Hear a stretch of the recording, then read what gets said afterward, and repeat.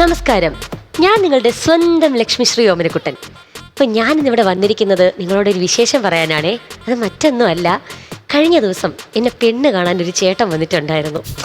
അപ്പോൾ അതിൻ്റെ വിശേഷങ്ങൾ പറയാനാണ് ഞാൻ വന്നത്. അപ്പോൾ പെട്ടെന്ന് നിങ്ങൾ ഓർക്കും ഇതെൻ്റെ ആദ്യത്തെ പെണ്ണ് കാണലായിരിക്കുമെന്ന്.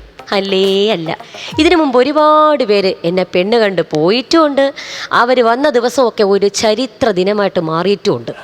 അത് മറ്റൊന്നും കൊണ്ടല്ല, എൻ്റെ അപ്പാച്ചൻ, അതായത് എൻ്റെ അപ്പൂപ്പൻ, പുള്ളി ഒരു പഴയ പട്ടാളക്കാരനാണല്ലോ.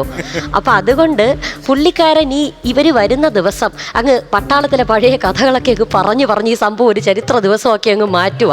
അപ്പം ഈ പുള്ളിക്കാരന് ഒരേ ഒരു നിർബന്ധം, എന്നെ ഗാനമേളയ്ക്ക് പാടുന്ന ഒരു ആർട്ടിസ്റ്റിനെ കൊണ്ടേ കല്യാണം കഴിപ്പിക്കത്തുള്ളൂ എന്ന്. അപ്പോൾ ഇതിനു മുമ്പ് ഒരു ചേട്ടൻ ഇതുപോലെ കൊണ്ടുവന്ന് ഗാനമേളയ്ക്ക് പാടുന്ന ആളാന്ന് പറഞ്ഞ് കൊണ്ടുവന്ന് കല്യാണമൊക്കെ ഏതാണ്ട് സെറ്റായതാ. അപ്പോൾ അന്നേരം നമ്മൾ ഈ നാട്ടിലിറങ്ങി അന്വേഷിക്കുന്നൊരു ഏർപ്പാടുണ്ടല്ലോ. അപ്പോൾ അന്വേഷിച്ചപ്പോൾ ഈ പുള്ളിക്കാരൻ ഈ പ്രോഗ്രാം നടത്തി നാട്ടിൽ. അപ്പോൾ നാട്ടിലൊരു പ്രോഗ്രാം നടത്തിയപ്പോൾ ഈ ഫ്രണ്ട്സ് പയ്യന്മാരൊക്കെ ഫ്രണ്ട് ഇരുന്ന്, അളിയാ അടിപൊളിയാക്കണം കേട്ടാ, സംഭവം അടിപൊളിയാക്കണേ, അടിപൊളി. അപ്പം ഇത് കേട്ട് പുള്ളി ഓർക്കാതെ മൈക്കെടുത്ത് അടിപൊളി ഭഗവാൻ എന്ന് പാടിയ ഒരു ചരിത്രം ഉണ്ടെന്ന് അറിഞ്ഞാൽ ഞങ്ങൾ പിന്നെ അതങ്ങ് വേണ്ടാന്ന് വെച്ച്. ഇപ്പോൾ വരുന്ന ചേട്ടൻ അങ്ങനെയൊന്നുമല്ല, നല്ല അടിപൊളി പാട്ടുകാരനാണ്. അപ്പോൾ ഈ പുള്ളിക്കാരൻ വരുന്നു എന്നറിഞ്ഞിട്ട് എൻ്റെ അമ്മ ഒരു ലോകം കണ്ട ചെടിപ്രാന്തിയാണ്. ഈ പുള്ളിക്കാരിയെ കണ്ട ആന്തൂറിയം, ഓർക്കിഡ് ഇതെല്ലാം കൊണ്ട് ഈ വീട് മൊത്തം അങ്ങ് അലങ്കരിച്ച് സെറ്റാക്കി വെച്ചിരിക്കുക. അപ്പം പയ്യൻ്റെ അമ്മാവനും കൂടെ ഇരുന്നു. അപ്പോൾ വന്നപ്പോൾ തന്നെ എൻ്റെ അപ്പാച്ചനും പയ്യൻ്റെ അമ്മാവനും കൂടെ അങ്ങ് നല്ല കമ്പനിയായി. അന്നേരം അപ്പാച്ചൻ പെട്ടെന്ന് പറഞ്ഞു, ചായ. അപ്പോൾ പയ്യൻ്റെ അമ്മാവൻ പറഞ്ഞു, പേടിക്കൊന്നും വേണ്ട, അവൻ്റെ അച്ഛൻ്റെ അതേ മുഖച്ചായ തന്നെയാണ്, ഒരു കുഴപ്പമില്ല. അല്ല, അതല്ല, കുടിക്കുന്ന ചായ നമുക്ക് ഷുഗർ ഉണ്ടേ, അപ്പം നമുക്ക് വിത്തൗട്ടാണ്, മധുരം പാടില്ല. അപ്പോൾ പയ്യൻ പറഞ്ഞ്, നമുക്കല്ല അപ്പാച്ചന് ഷുഗർ ഉണ്ട്, എനിക്ക് മധുരമൊക്കെ കഴിക്കാം, ഒരു കുഴപ്പമില്ല എന്ന് പറഞ്ഞു. അപ്പം അന്നേരം പയ്യൻ്റെ അമ്മാവൻ പറഞ്ഞു, എനിക്ക് ചായ വേണ്ട, പകരം ഒരു ഗ്ലാസ് സംഭാരം, നല്ല കരണം പൊട്ടി മുളകൊക്കെ ഇട്ട് അങ്ങോട്ട് ഒട്ടച്ച് റെഡിയാക്കി എടുത്ത സംഭാരം.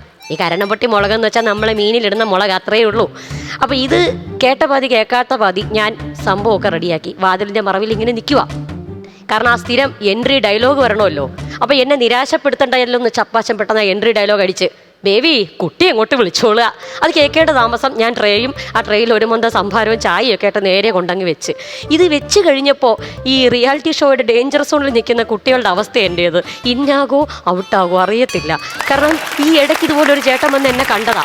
അപ്പം ഈ പുള്ളിക്കാരൻ എന്നെ വന്ന് കണ്ടേച്ച് പോയിട്ട് വീട്ടിൽ ചെന്നപ്പോൾ പുള്ളിക്കാരൻ്റെ അമ്മ ചോദിച്ചാൽ, മക്കളെ കൊച്ചെങ്ങനെയുണ്ട്? അപ്പോൾ പുള്ളിക്കാരൻ ഉടനെ പറഞ്ഞു, അമ്മ ഓഡിയോ സൂപ്പറാ, വീഡിയോ അത്ര പോരാ. അപ്പം എന്തായാലും ഞാൻ ഈ വന്ന ചേട്ടൻ എന്നെ നോക്കുന്നില്ല, പുള്ളിക്കാരൻ ആ ചെടിയിലോട്ട് നോക്കിയിരിക്കുക. അപ്പോഴേ ഒരു കാര്യം എനിക്ക് മനസ്സിലായി, എൻ്റെ അമ്മയെക്കാളും വലിയ ചെടിപ്രാന്തൻ ആ മനുഷ്യനെന്ന്. എൻ്റെ ദൈവമേ, പടപേടിച്ച് പന്തളത്ത് ചെന്നപ്പോൾ പന്തളം സിസ്റ്റേഴ്സിൻ്റെ കുത്തിയോട്ടം എന്ന് പറഞ്ഞ അവസ്ഥയായി.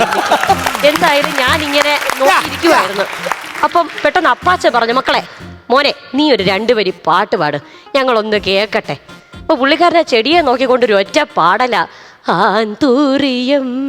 പെട്ടെന്ന് ഞങ്ങൾ ചെവിയിലോട്ട് കൈവച്ച് അടുത്ത വരി കേൾക്കണ്ടായിരുന്നു. ഭാഗ്യത്തിന് പാടിയില്ല. അപ്പൊ കൂടുതൽ പാടി കുളമാക്കണ്ടായല്ലോ എന്ന് ഓർത്ത് ഞങ്ങൾ ചർച്ച അങ്ങ് മാറ്റി.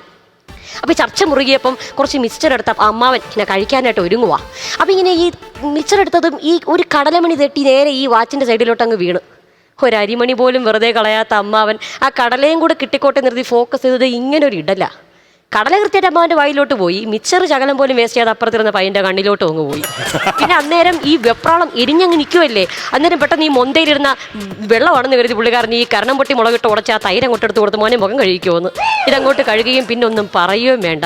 എന്തായാലും ആ പ്രശ്നങ്ങളെല്ലാം അങ്ങ് ഒതുങ്ങി ഞങ്ങൾ വീണ്ടും ചർച്ചയിലേക്ക് എത്തിയപ്പോൾ ഈ പെണ്ണ് കാണൽ തുടങ്ങിയ അന്ന് മുതൽ ഇന്നേ വരെ കൃത്യമായിട്ട് കേട്ടോണ്ടിരിക്കുന്ന ആ ക്ലീശ ഡയലോഗ് അമ്മാവൻ വളരെ പുതുമയോടെ അങ്ങ് അവതരിപ്പിച്ച്, പഴയ കാലമൊന്നുമല്ല, കുട്ടികൾക്ക് എന്തെങ്കിലുമൊക്കെ ഒറ്റയ്ക്ക് സംസാരിക്കാൻ കാണും, എന്നാൽ അവരൊന്ന് ഒറ്റയ്ക്ക് സംസാരിക്കട്ടെ, നമുക്ക് മാറിക്കൊടുക്കാം. ഇത് കേൾക്കേണ്ട താമസം ഞങ്ങൾ രണ്ടുപേരും 2 സൈഡിലോട്ട് പോയി നിന്ന് ഒറ്റയ്ക്ക് അങ്ങോട്ട് സംസാരിക്കാൻ തുടങ്ങി. ഇത് കണ്ടപ്പം എൻ്റെ വീട്ടുകാർക്ക് സമാധാനം, ഇവരുടെ സംസാരം ഇങ്ങനെയാണെങ്കിൽ തമ്മിൽ തന്നെ ഉണ്ടാവത്തില്ലല്ലോ എന്നോർത്ത് കല്യാണം അവരങ്ങ് ഫിക്സ് ചെയ്ത്. അപ്പോൾ കല്യാണമൊക്കെ ഫിക്സ് ചെയ്ത് കഴിഞ്ഞപ്പോൾ ഇനി ഒരു ഗാനമേള ട്രൂപ്പൊക്കെ അങ്ങ് തുടങ്ങണമെന്നായി തീരുമാനം. അപ്പോൾ ട്രൂപ്പിനൊരു പേര് വേണമല്ലോ. അപ്പം പയ്യൻ ചോദിച്ച്, അമ്മാവാ 2 പെണ്ണുങ്ങൾ ചേർന്ന് അവതരിപ്പിക്കുന്ന പരിപാടിക്ക് തിരുവനന്തപുരം സിസ്റ്റേഴ്സ് അവതരിപ്പിക്കുന്ന പരിപാടി എന്ന് പറഞ്ഞൂടെ?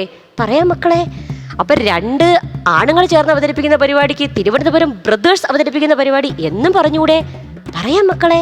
അപ്പോൾ ഒരാണും പെണ്ണും കൂടെ നടക്കുന്ന പരിപാടിക്ക് നമ്മൾ എന്തിനു പറയൂ അമ്മാവാ? അന്നേരം അപ്പാച്ചൻ പറഞ്ഞു, മക്കളെ ഇതിന് അവിഹിതം എന്ന് പറയൂന്ന്. എന്തായാലും കൂടുതൽ അപ്പാച്ചൻ്റെ കയ്യിൽ നിന്ന് പോകുമെന്ന് ഓർത്തപ്പോൾ തന്നെ അപ്പാച്ചൻ പെട്ടെന്ന് എന്നെ അങ്ങ് പുകഴ്ത്താൻ തുടങ്ങി. നിങ്ങൾ വിചാരിക്കുന്ന പുള്ളിയൊന്നല്ല എൻ്റെ മോള്, അവള് സെറ്റാണ്, കിടിലമാണ്.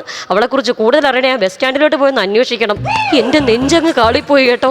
അപ്പോൾ അന്നേരം അവർ പറഞ്ഞു, അപ്പാച്ചൻ പെട്ടെന്ന് പറഞ്ഞു, അവിടെ അവർ വലിയ ഫ്ലക്സ് ഒക്കെ വെച്ചിട്ടുണ്ട്, അതാ ഗാനമേളയ്ക്കൊക്കെ പാടുന്ന കൊച്ചല്ലേ. അത് കേട്ടപ്പോഴേ എനിക്ക് ആശ്വാസമായത്.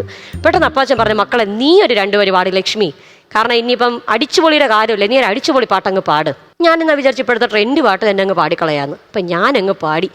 എൻ്റെ പേര് പെണ്ണ്, എനിക്ക് വയസ്സ് 26, പാട്ടുകാരിയായ എന്നെ കെട്ടാൻ വന്ന ചേട്ടൻ്റെ പാട്ട് മുഴുവൻ പിച്ച വിട്ട് ഓം തനനനന തന്തനന തന്തനന തന തന്തനന തന്തനന ഇതങ്ങോട്ട് പാടുകയും ഈ പയ്യൻ്റെ അമ്മാവനും കൂടെ എഴുന്നേറ്റ് എന്നാക്കിക്കൊണ്ടൊരു ഒറ്റ പോക്ക. ഞങ്ങളങ്ങ് ഞെട്ടിപ്പോയി. അപ്പാച്ചൻ്റെ 4 തെറി. നിനക്കിതിൻ്റെ വല്ല കാര്യമുണ്ട്? ആ ചെറുക്കൻ്റെ പാട്ട് പിച്ചോട്ടാന്ന് പറയേണ്ട വല്ല ആവശ്യം നിനക്ക് ഉണ്ടായിരുന്നോ കൊച്ചേ? എന്നാ പരിപാടിയാണ് കാണിച്ചത്? എന്തായാലും ഞാൻ ആ കൊച്ചനെ ഒന്ന് വിളിക്കട്ടെ. അപ്പാച്ചൻ പെട്ടെന്ന് വിളിച്ചിട്ട് പുള്ളി ഇങ്ങനെ സത്തനായിട്ട് നിൽക്കുവോ. ഞാൻ ചോദിച്ചാൽ എന്നാ അപ്പാച്ച, എന്നാ പറ്റി? അപ്പോൾ പുള്ളി പറയാം, മക്കളെ നീ അവൻ്റെ പാട്ട് പിച്ചോട്ടാന്ന് പറഞ്ഞുകൊണ്ടല്ല അവൻ ഇറങ്ങിപ്പോയത്. പിന്നെ എന്തപ്പാച്ച? നീ അവൻ്റെ തന്തയ്ക്ക് വിളിച്ചെന്നാ അവര് പറയുന്നത്. തോം തനനന തന്തനന തന്തനന. ഇപ്പോഴത്തെ പാട്ടുകൾക്കൊക്കെ ഇങ്ങനെ ചില പ്രശ്നമുണ്ടെന്ന് ഇപ്പോഴാണ് എനിക്ക് മനസ്സിലായത്.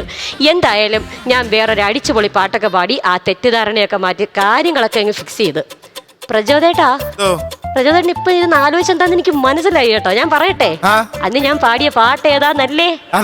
ആലോചിച്ച് തല പിണ്ണാക്കണ്ട. പ്രചോദ